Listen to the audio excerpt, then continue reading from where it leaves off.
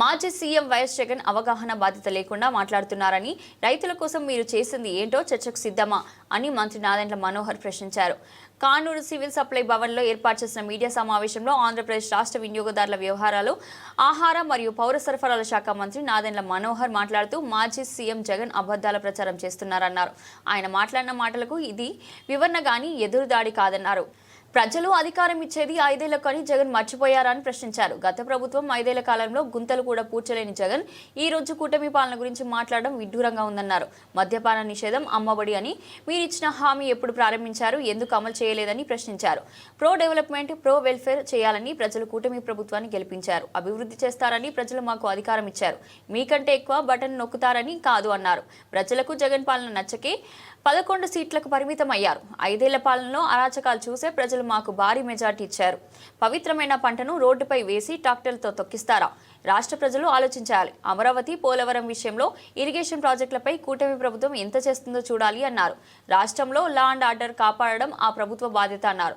Good governance, administration, law and order, welfare, అభివృద్ధి మా ప్రభుత్వ విధానం అని స్పష్టం చేశారు. అద్భుతమైన పాలనను కూటమి ప్రభుత్వం అందిస్తుందన్నారు. ఈరోజు వైఎస్ఆర్సీపీ అధ్యక్షులు జగన్మోహన్ రెడ్డి గారు పత్రికా విలేకరులతోటి ప్రెస్ కాన్ఫరెన్స్ ఏర్పాటు చేసినప్పుడు రాజకీయాల్లో స్థిరత్వం లేనప్పుడు, పూర్తి అవగాహన లేనప్పుడు ఏ విధంగా రాష్ట్రానికి అంతిమంగా ప్రజలకి నష్టం కలుగుతుందో రాష్ట్రంలో ఉన్న ప్రతి ఒక్కరు కూడా గమనించాలి. ఒక బాధ్యత లేని వ్యక్తి ప్రతిపక్షంలో ఉన్నాం కదా అని ఈ రోజున సమాజంలో రెచ్చగొట్టే విధంగా అబద్ధాల ప్రచారం చేసుకుంటూ వెళ్తుంటే చాలా విచిత్రంగా అనిపిస్తోంది. ఎక్కడో తేడా ఉంది. ఇది ఎదురుదాడి కాదు సుమ. ఈ పత్రికా విలేకరుల సమావేశం నేను ఏర్పాటు చేసింది ఒక వివరణ ఇవ్వడానికి. కొంతవరకైనా జగన్మోహన్ రెడ్డి గారు ఇటువంటి ప్రెస్ మీట్లు చూసి